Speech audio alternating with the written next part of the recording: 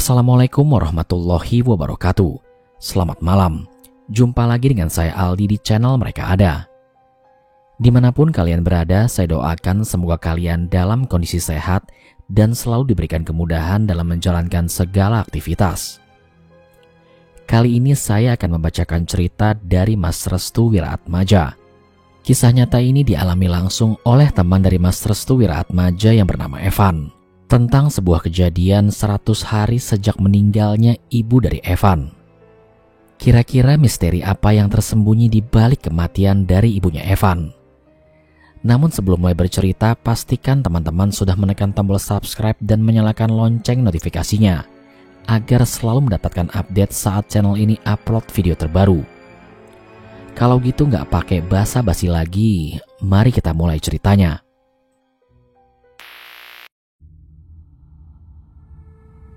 Cerita ini berdasarkan kisah nyata teman saya yang bernama Evan. Keluarga ini bisa dibilang keluarga besar, karena rata-rata mereka menempati rumah secara bersamaan. Hal ini terjadi setelah ibu Evan meninggal dunia yang diyakini karena penyakit bawaannya, yaitu penyakit stroke. Namun beberapa keluarga lain tidak mempercayai akan hal itu, sehingga menimbulkan konflik tersendiri di keluarga itu. Ayah Evan bernama Pak Badri. Di rumah itu juga orang tua Pak Badri, berarti kakek dan nenek Evan, tinggal secara bersamaan. Selebihnya adalah saudara-saudara Evan, yaitu Om Agung, Mbak Maya, dan serta anaknya yang bernama Suci. Evan waktu itu masih berusia 10 tahun. Sepeninggal ibunya, Evan selalu bermimpi bahwa ia sering didatangi ibunya untuk menyampaikan sesuatu. Bersamaan dengan itu, Evan juga sering mendapati sosok wanita bergaun putih dengan wajah penuh darah dan sudah hancur menangis dekat sumur rumahnya. Di rumah Evan terdapat 4 kamar dan 1 gudang. 1 kamar untuk dirinya serta Suci yang sengaja ditempatkan menjadi 1. 1 kamar lagi untuk kakek dan neneknya. 1 lagi untuk Om Agung dan Mbak Maya, serta yang terakhir untuk Pak Badri. 7 hari setelah kematian ibu Evan. Malam itu merupakan malam ke-7 sepeninggal ibu Evan. Tatapan Evan masih kosong seperti tak ada yang dipikirkan sama sekali. Di usia yang ke-10 tahun, ia telah ditinggal oleh seorang yang ia cintai. "Pak, Mama pulang ke rumah kapan?" tanya Evan pada Pak Badri. "Nak, Mama sudah ada di surga," jawab bapaknya. "Enggak, Pak. Tadi Evan mimpi ketemu Mama. Katanya Mama mau datang ke rumah. Mama kangen sama Evan," ucap Evan dengan polos. Mengetahui hal itu, Pak Badri merasa ketakutan jika nantinya Evan selalu memikirkan kedatangan ibunya. "Evan, sana masuk ke kamar. Tidur sama Suci. Sudah malam. Papa anter ya," ucap Pak Badri pada Evan. "Mama malam ini mau datang kan, Pak?" tanya Evan, dan Pak Badri hanya bisa terdiam. Kakek Evan yang bernama Abah Salim mendatangi Evan. "Evan mau bobo sama Abah?" tanya Abah Salim. "Gak mau, Evan mau tidur sama Mama," teriak Evan sambil menangis. "Evan yang tenang ya, Mama pasti datang kok," ucap Abah Salim. "Bah, jangan gitu, gak baik," ucap Pak Badri pada Abah Salim. "Mama mau datang kan, Bah?" "Iya Evan, Mamamu nanti akan datang. Sekarang Evan tidur dulu. Udah malam, yuk Abah antar ke kamar. Kasian Suci gak ada yang nemenin," ucap Abah Salim. Abah Salim kemudian menggendong tubuh Evan yang agak kurus sebab memikirkan ibunya. Setelah mengantarkan Evan ke kamar dan memastikan Evan telah tertidur, Abah kembali ke tempat Pak Badri. "Badri, jangan terlalu mengekang anakmu. Kasihan, dia masih kecil," ucap Abah Salim. "Bah, aku gak tega lihat Evan masih memikirkan Ranti. Aku ingin Evan ceria seperti biasanya." Sebenarnya kematian Ranti masih menjadi misteri sampai sekarang. Jika dia terkena stroke, mengapa Evan selalu menceritakan kepada Abah bahwa ia sering bermimpi Ranti dengan wajah yang sudah hancur? Ucap Abah Salim. "Wajah yang hancur?" tanya Pak Badri. Semestinya kita terus mendoakan si Ranti agar dia tenang. Tapi bah, apa betul Ranti akan datang ke rumah lagi? Mengenai hal itu, kemungkinan dia bisa mendatangi rumah ini, ucap Abah. Memangnya untuk apa bah Ranti akan datang ke sini? Ya untuk bertemu Evan, jawab Abah dengan singkat. Jika memang begitu, aku yakin kedatangannya bukan hanya untuk menemui Evan, tapi juga ada maksud tertentu, ucap Pak Badri. Gak usah dipikirkan, sekarang kamu tidur, kamu juga perlu mengistirahatkan tubuhmu, jelas Abah Salim. Kemudian Pak Badri menuju kamarnya yang hanya ia tempati sendiri, sedangkan Abah menuju kamar Mbah Uti istrinya. Ada apa dengan Badri?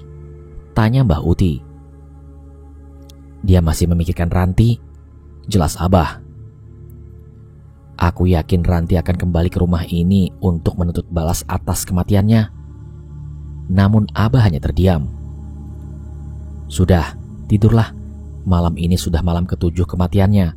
Tak patut kita menceritakan si Ranti, jelas Abah pada Mbah Uti. Kemudian Mbah Uti langsung menyelimuti tubuhnya. Tampaknya ada beberapa ketakutan yang digambarkan dalam raut wajah Mbah Uti mengenai kematian misterius anaknya.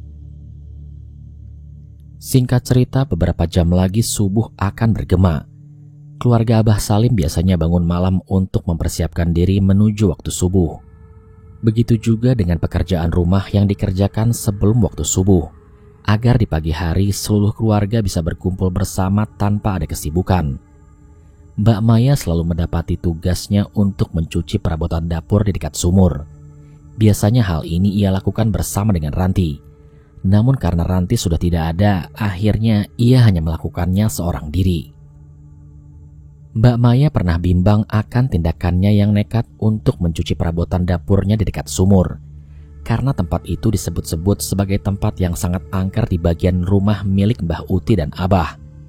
Namun karena belum adanya renovasi mengenai pembuatan tempat khusus mencuci perabotan dapur, alhasil sumur merupakan tempat yang sangat kompleks untuk dijadikan tempat untuk mencuci. Awalnya Maya tak merasakan hal merinding apapun ketika dirinya berada di dekat sumur. Namun ketika dirinya mengambil air di sumur menggunakan timba atau semacam ember, tiba-tiba airnya berubah menjadi bau amis. Dan bahkan warna dari air itu berubah menjadi sedikit memerah. Maya kemudian langsung melemparkan timba itu ke dalam sumur. Dia mundur ke belakang karena merasa ada yang tidak beres dengan sumur itu. Sumurnya kok gitu sih? Ucap Mbak Maya.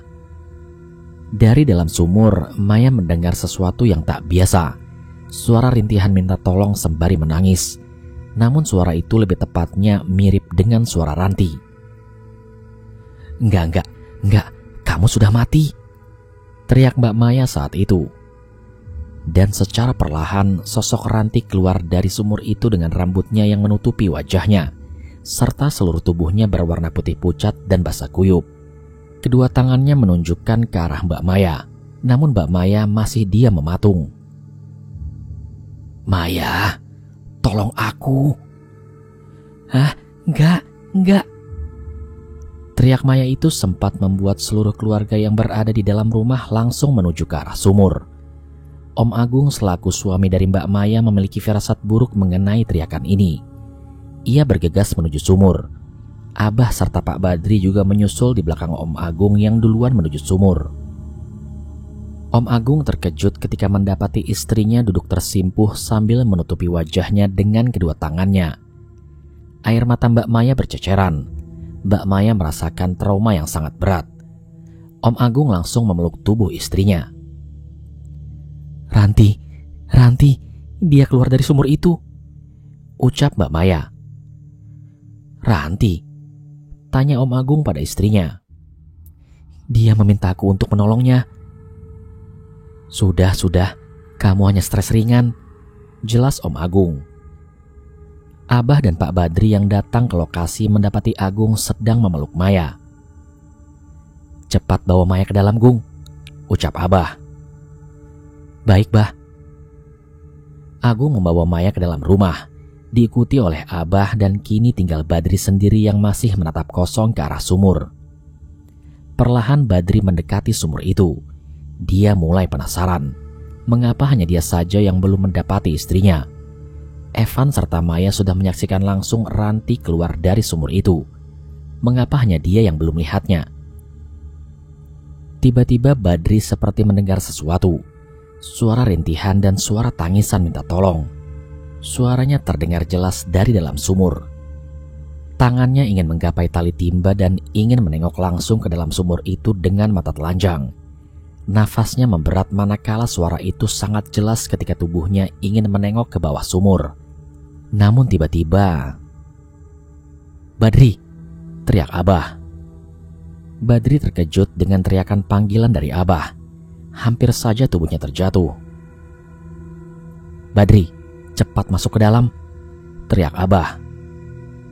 Badri kemudian mengurungkan niatnya untuk melihat ke bagian dalam sumur yang disebut-sebut sebagai awal rintihan tolong itu terdengar. Badri kemudian menuju ke dalam rumah atas paksaan Abah yang menunggunya sedari tadi. "Mari masuk, Badri," ucap Abah. "Iya, Bah," ucap Badri sambil mencuri-curi pandangan ke arah sumur itu. Di dalam rumah, tepatnya di ruang tamu, Maya masih menutupi hidungnya dengan tisu. Ada trauma tersendiri yang menjadikan tubuhnya kini agak drop. Agung memijat-mijat leher bagian belakang Maya. "Bagaimana, Maya? Apa yang kamu lihat?" tanya Abah yang tiba-tiba datang bersama Badri. Maya kemudian menatap wajah suaminya Agung. "Aku rasa ada yang gak beres dengan kematian Ranti," ucap Maya. "Apa maksudmu?" tanya Badri. "Ranti, dia seperti minta tolong. Haruskah kita membongkar kuburannya dan mengotopsi ulang kematiannya?" ucap Maya pada mereka semua. "Gila kamu, Ranti sudah 8 hari ini meninggal dunia. Apa yang mau kita otopsi?" jelas Badri. "Maaf Mas Badri, tapi kita memang harus mengotopsinya," jelas Maya. "Enggak, aku keberatan," teriak Badri dengan singkat. Mereka berdua terus berdebat. Agung dan Abah tidak bisa berbuat apa-apa. "Tidak harus diotopsi," ucap Mbah Uti yang melangkah menuju ruang tamu.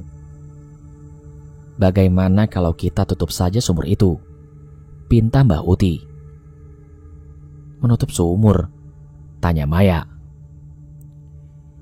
"Jika sumur itu menjadi tempat kemunculan Ranti, pasti sumur itu akan memakan korban.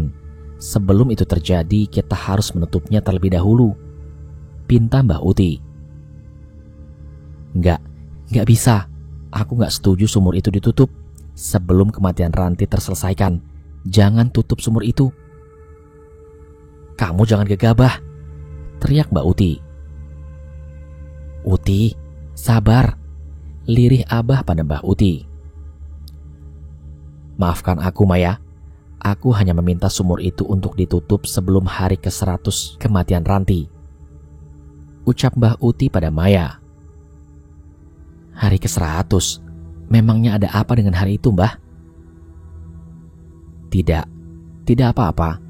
Aku hanya khawatir dia benar-benar datang dan menampakkan dirinya ke hadapan Evan dan Suci. Sekarang prioritas kita adalah melindungi anak-anak kecil di rumah ini. Jauhkan mereka berdua dari sumur itu," ucap Mbah Uti. Atas penjelasan Mbah Uti itu, semua yang ada di tempat itu menjadi paham alasan permintaan sumur itu ditutup sebelum hari ke-100 kematian Ranti. Oleh karena keputusannya sudah bulat, keesokan harinya Agung dan Badri menutup sumur itu dengan menggunakan papan kayu, yang suatu saat nanti jika dibutuhkan, sumur itu tetap bisa dibuka kembali. Di hari ke-8 kematian Ranti, para keluarga sepakat untuk menutup sumur itu dan tidak berkeinginan untuk membuka sumur tersebut karena diyakini sumur itu menjadi sebuah petaka awal dari kemunculan Ranti. Begitu juga dengan Evan. Dia juga mulai beradaptasi sedikit demi sedikit terhadap lingkungan di sekitarnya.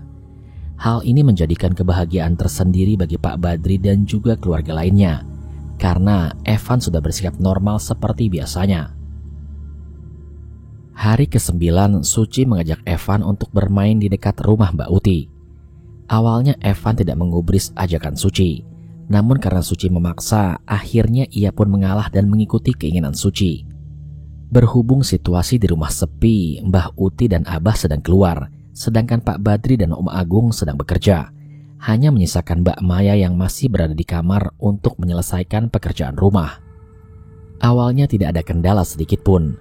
Namun ketika Evan dan Suci masuk ke dalam kamar, tiba-tiba dari lemari Mbah Uti ada sesuatu yang menggerak-gerakkan lemari dengan sangat kuat.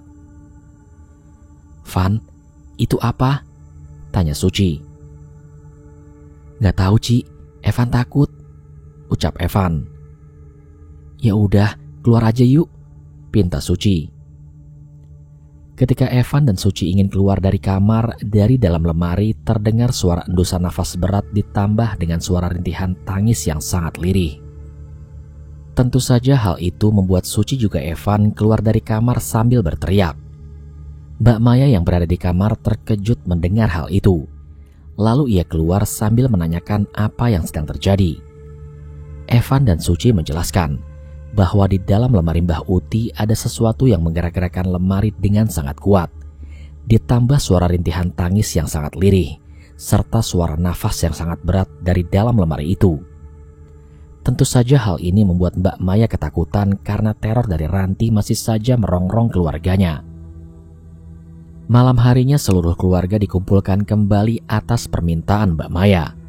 Alhasil, Abah memutuskan agar Suci dan Evan dilarang untuk bermain di luar dan tetap di dalam kamar sampai waktu yang tidak ditentukan. Hal ini dipertegas kembali karena Ranti masih saja memberikan teror yang mengejutkan setelah sumur itu tertutup. Di hari ke-10 tidak ada gangguan sama sekali. Hanya saja Evan dan Suci merasa sangat bosan karena mereka berdua hanya bisa bermain di dalam kamar. Pak Badri serta yang lainnya merasa kasihan. Namun apalah daya, perlakuannya kepada Evan dan Suci memberikan tekanan berat, bahkan memberikan kebosanan sampai-sampai ada keinginan dalam hati mereka untuk memberontak dan kabur dari kamar untuk sekedar bermain dan melihat dunia luar. Di hari ke-11 semua masih seperti biasanya, tidak ada perubahan sama sekali. Bahkan Suci serta Evan sudah sedikit demi sedikit paham alasan utama mereka berdua dikurung di dalam kamar. Di hari ke-12, Mbak Maya merasakan ada sesuatu yang aneh pada Mbah Uti.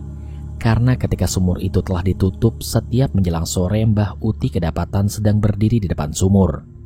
Namun Mbak Maya masih menyelidiki lebih dalam mengenai akan hal ini. Mbak Maya mengira kematian Ranti ada kaitannya dengan Mbah Uti. Karena Mbah Uti sering memberikan beberapa pantangan dalam keluarganya, seperti menutup sumur dan melarang Evan dan Suci berkunjung ke kamarnya. Di hari ke-13 sampai hari ke-21, Om Agung dan Pak Badri mulai jarang di rumah. Terkadang mereka berdua lembur di tempat pekerjaan. Di hari ke-13 sampai hari ke-21, Abah mengingatkan kepada mereka berdua agar jangan terlalu jauh dengan keluarga. Hal ini diingatkan Abah kepada mereka berdua sebagai salah satu bentuk kewaspadaan jika suatu saat nanti Ranti menampakkan dirinya dan mengganggu Evan dan Suci. Karena Abah yakin bahwa Ranti akan menemui Evan. Namun sampai di sini Mbak Maya merasa aneh. Mengapa Abah dan Mbah Uti melarang Evan untuk menemui Ranti? Malam ke-21 sejak kematian Ranti. Malam hari yang begitu sunyi. Malam itu Evan hendak pergi ke kamar mandi. Niatnya hanya untuk pipis sesaat dan kembali lagi ke dalam kamar. Namun ia masih berdiri di hadapan kamar dengan kedua tangannya memegangi gagang pintu. Sejatinya Evan menyadari akan amanat dan pesan bapak serta kakek dan neneknya. Ia tidak boleh keluar dari kamarnya sebelum waktu yang ditentukan. Namun rasa kebelet untuk kencingnya lebih utama dibandingkan rasa takutnya. Dengan seketika Evan keluar dan berlari menuju ke dalam kamar mandi. Tidak ada yang tahu bahwa Evan keluar dari dalam kamarnya. Mbak Maya masih meniduri Suci yang badannya sedang panas dan menggigil hebat. Begitu Evan telah selesai, ia membuka pintu kamar mandi. Namun, ia mencium bau busuk yang menyeruak di sekitaran kamar mandi. Pikirnya itu adalah bangkai tikus yang belum terjamah oleh bapaknya. Namun dari belakang tubuhnya terdengar suara dentuman ringan seperti orang yang terjatuh. Evan tidak memberanikan diri untuk menghadap ke arah belakang. Yang dikiranya bau itu adalah seekor tikus yang telah menjadi bangkai, namun sesuatu yang tidak mengenakan justru membaluti rasa takutnya. "Evan, ayo ikut mama," ucap suara yang tampak familiar itu dari belakang tubuh Evan. Kedua tangannya memeluk tubuh Evan. Bau busuknya menambah lebar hingga menusuk hidung Evan dan membuat pusing hingga mual. Sekujur tubuh Evan bergetar hebat. Keringat dinginnya membasahi dahi hingga lehernya. Tangan Evan bergetaran. Ia sadar bahwa yang memeluk tubuhnya saat ini adalah Ranti, ibunya sendiri. Mulut Evan tak bisa bergerak. Tangan itu terus saja merangkul tubuh Evan sambil merintih menangis kesakitan. Tampak sedikit perasaan sunyi dan kesepian dari sosok ibunya yang telah lama sendiri dan masih tergantung di awang-awang. "Evan, ikut mama yuk," ucap Ranti sambil merintih kesakitan.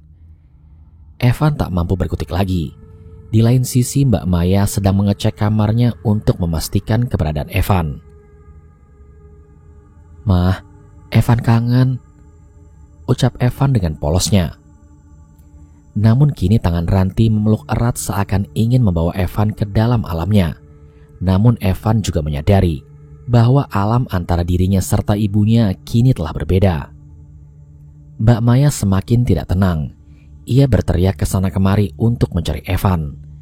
Evan kemudian tersadar Mbak Maya sedang mencarinya. Ia pun sedikit melangkahkan kaki dengan sangat terpaksa. "Mah, Evan masuk kamar dulu ya," tanya Evan dengan kedua matanya berderai air mata. Evan memaksakan tubuhnya untuk maju ke depan. Namun pegangan erat kedua tangan Ranti kian memaksa pergerakan Evan. "Kamu gak boleh ke kamar," ucap Ranti. Hal itu membuat perasaan Evan semakin takut. Ia tidak mampu lagi menahan emosi terpendamnya untuk segera kabur dari cengkeraman ibunya. "Mah, Evan mau tidur," jawab Evan sambil menangis. "Gak boleh." "Mah, Evan ngantuk." "Gak boleh." "Mah, jangan paksa Evan."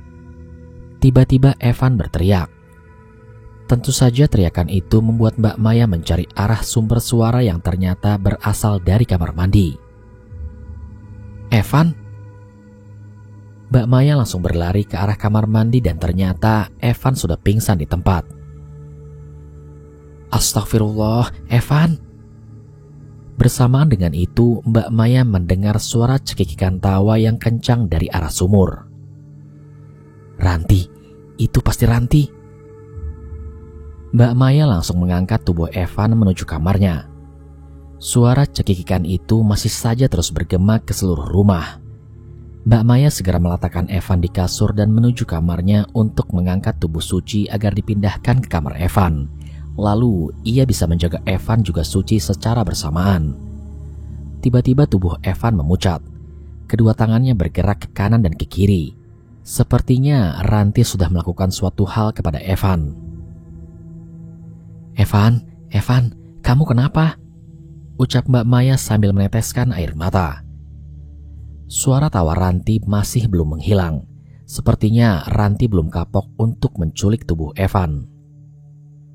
Namun tiba-tiba kamarnya digedor paksa oleh sesuatu. Bunyi gedoran itu membuat Mbak Maya terkejut. Mbak Maya yang wajahnya pucat pasi melangkah perlahan menuju arah pintu. Kedua matanya sedikit sembab karena melihat keadaan Evan yang sangat memprihatinkan. Namun begitu ia melangkahkan kakinya ke arah pintu, tiba-tiba dari bawah kasur tempat Evan dan Suci tertidur, ada sebuah tangan menangkap langkah kakinya. Hal tersebut membuat Mbak Maya jatuh tersungkur, hingga kemudian dahinya membentur lantai.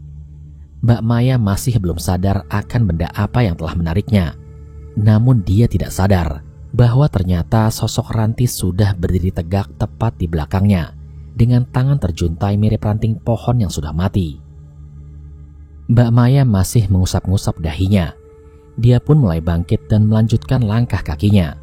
Namun indera penciumannya sedikit kabur karena mencium bau busuk yang berada di sekitaran kamar. "Maya, jangan ganggu anakku," ucap Ranti dengan lirih. Bulu kuduk Maya langsung merinding hebat.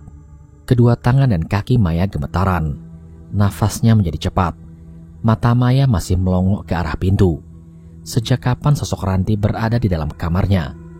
Suara langkah kaki yang menyeret kain putih terdengar jelas dari arah belakangnya. Darah Maya tidak stabil, naik turun tak beraturan. Kini pikirannya menjadi kacau dan agak pening. Ini menandakan bahwa energinya sedang bertabrakan dengan energi lain. "Jangan ganggu anakku," ucap Ranti dengan lirih. Terkadang Ranti menangis, terkadang juga Ranti tertawa. Hal ini membuat Maya jatuh tersungkur dengan kedua lututnya menghantam lantai dan posisi tangannya berada di atas pahanya.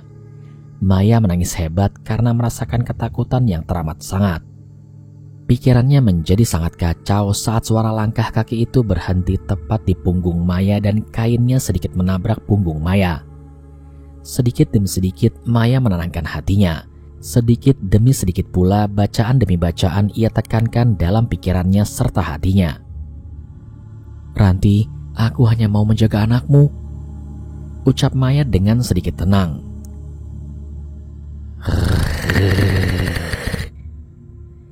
Tampak jelas ekspresi dari jawaban Ranti yang sedikit tidak diterima akan argumen yang telah disampaikan oleh Maya.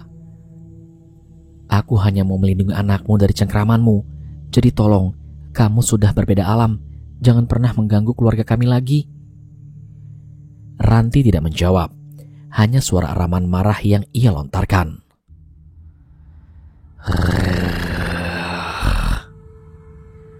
"Sekarang pergilah. Kamu berbeda dimensi dengan kita," ucap Maya sambil membelakangi tubuh Ranti. Suara langkah kaki itu menjauh dari tubuh Maya. Kini pikiran Maya mulai sedikit tenang. Maya kini mulai berani menengok ke arah belakang.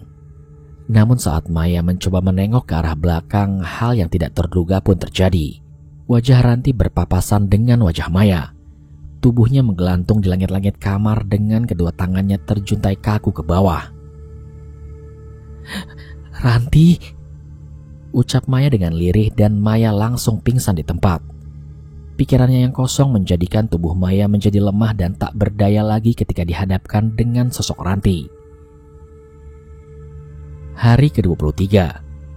Pagi harinya Om Agung terkejut mendapati istrinya yang berada di dalam kamar Evan. Ia menanyakan perihal tempat tidurnya yang berpindah. "Kamu kenapa di sini?" tanya Om Agung. "Pah," ucap lirih Maya. "Astagfirullah, badan kamu panas," ucap Om Agung. "Evan sama Suci mana, Pah?" tanya Maya. "Mereka diajak keluar oleh Abah." "Abah? Sejak kapan datang?" "Baru tadi subuh. Memangnya kenapa?" "Ranti tadi malam datang lagi, Pah." "Ranti?" "Iya, Pak, Ranti. Dia ingin mengambil Evan," jelas Maya. Om Agung mengangkat tubuh Maya yang masih terbujur kaku di lantai. "Kok bisa sih Ranti datang lagi?" "Entahlah, Pak. Tapi dia mengira keluarga kita nggak ngurusnya dengan benar." "Aduh, ini harus segera dibicarakan dengan Badri, Abah juga Mbah Uti," ucap Om Agung. "Jangan dulu, Pak," pinta Maya. "Loh, memangnya kenapa?" "Aku takut Evan sama Suci dikurung lagi. Aku gak tega melihatnya." "Tapi bukannya sumur itu udah ditutup?" Jadi ternyata sumur itu bukan penyebab utama kemunculan Ranti. Mungkin ada hal lain yang tersimpan di rumah ini dan membuat Ranti terus-menerus mendatangi kita, jelas Mbak Maya. Atas penjelasan Mbak Maya tersebut, Om Agung menjadi sadar bahwa penangkal dari sosok Ranti belum ditemukan. Sumur yang telah ditutup beberapa hari kemarin tidak ada pengaruhnya dengan sosok Ranti yang masih saja terus-menerus bermunculan dan meneror keluarga ini. "Lalu apa rencana kamu?" tanya Om Agung pada istrinya. "Coba kita bicarakan ini sama Badri. Mungkin dia tahu sedikit tentang Ranti." "Ya udah kalau gitu. Sekarang kamu mandi dulu, subuhmu sudah terlewat," Maya kemudian mengangguk paham. Ia pun pergi menuju kamar mandi. Awalnya Maya merasa takut karena kamar mandi juga sebagai tempat kedua kemunculan dari Ranti. Namun karena tekadnya untuk menyelesaikan masalah ini membuat Maya memberanikan diri melangkahkan kakinya menuju kamar mandi. Tak menghabiskan banyak waktu, Maya segera keluar dari kamar mandi. Dia hanya membilas rambut, mencuci muka, serta menggosok gigi, lalu mengambil wudhu. Maya segera melakukan sholat subuh walaupun di jam 6 pagi. Setelah melakukan sholat, Mbah Uti berteriak kencang dari arah kamarnya. Tentu saja hal ini membuat Maya langsung berlari menuju kamar Mbah Uti dengan posisi mukena masih ia kenakan. "Kenapa, Mbah?" tanya Maya setelah membuka pintu kamar Mbah Uti. "Lemarinya penuh dengan darah," ucap Mbah Uti. "Astagfirullah." Mbah Uti masih membersihkan bekas bercak darah yang tercecer di setiap sudut lemari. "Apakah ada sesuatu yang tersimpan di sini, Mbah?" tanya Mbak Maya. "Tersimpan? Apa maksudmu?" "Maksudku, apakah lemari ini memuat salah satu kepemilikan Ranti?" tanya Mbak Maya kembali. "Kamu sudah gila. Untuk apa aku menyimpan barang-barang Ranti itu?" Emosi Mbah Uti semakin bergejolak ketika Maya menanyakan hal yang sensitif kepada Mbah Uti. "Mbah, aku cuma..." "Sudah, keluar kamu!" teriak Mbah Uti pada Maya. Maya merasa serba salah berada di rumah ini. Tidak ada salah satu pendukung yang menyertai keberadaannya. Maya senantiasa terus berdoa untuk keamanan serta kenyamanan di rumah ini. Namun bukannya ia menjadikan dirinya sebagai penolong yang siap menolong siapa saja. Namun langkahnya terus-menerus digerus oleh kesalahpahaman orang yang akan ditolongnya. Setelah dirinya diusir dari dalam kamar Mbah Uti, bahasa tubuh Mbah Uti telah dirasakan serta terbaca lebih dulu. Apa ada sesuatu yang disembunyikan oleh Mbah Uti di rumah ini? Pasti akan aku temukan. Begitu tekad Maya untuk memastikan kebenaran tentang apa yang terjadi di rumahnya. Hari ke-24, Pak Badri pulang ke rumahnya sambil membawakan makanan kesukaan Evan. Setelah sekian lama tak berkunjung ke rumah, Pak Badri terkejut melihat tubuh Evan yang kini agak kurus. "Maya, Evan belum makan?" tanya Pak Badri. "Sudah, Mas. Dia kemarin baru sakit," ucap Maya. "Sakit? Sakit apa?" "Entahlah, Mas, tapi tubuhnya panas sekali. Mungkin Evan perlu istirahat," jawab Maya pada Pak Badri. "Agung kemana?" "Dia masih lembur sampai besok, Mas. Kemarin datangnya hanya mengecek keberadaan kami di rumah," jelas Maya. "Oh, begitu. Kalau Abah sama Mbak Uti kemana?" tanya Pak Badri kembali pada Maya. "Kalau Abah masih keluar, kalau Mbak Uti ada di kamar." "Tumben Mbak Uti gak keluar?" "Mas, saya boleh bertanya gak?" tanya Maya dengan wajah serius. "Silakan, apa yang kamu ingin tanyakan?" "Gini, Mas, ini mengenai Ranti." "Ranti? Apakah rumah ini milik Ranti?" "Bukan. Rumah ini milik Abah sama Mbah Uti. Memangnya kenapa?" jelas Pak Badri. "Apakah Ranti mempunyai simpanan khusus yang berharga?" tanya Maya kembali. "Setauku dia pernah membawa Evan ke sebuah perusahaan asuransi. Mungkin itu alasannya Evan sangat berharga," jelas Pak Badri pada Maya. "Asuransi?" "Iya, asuransi. Memangnya kenapa?"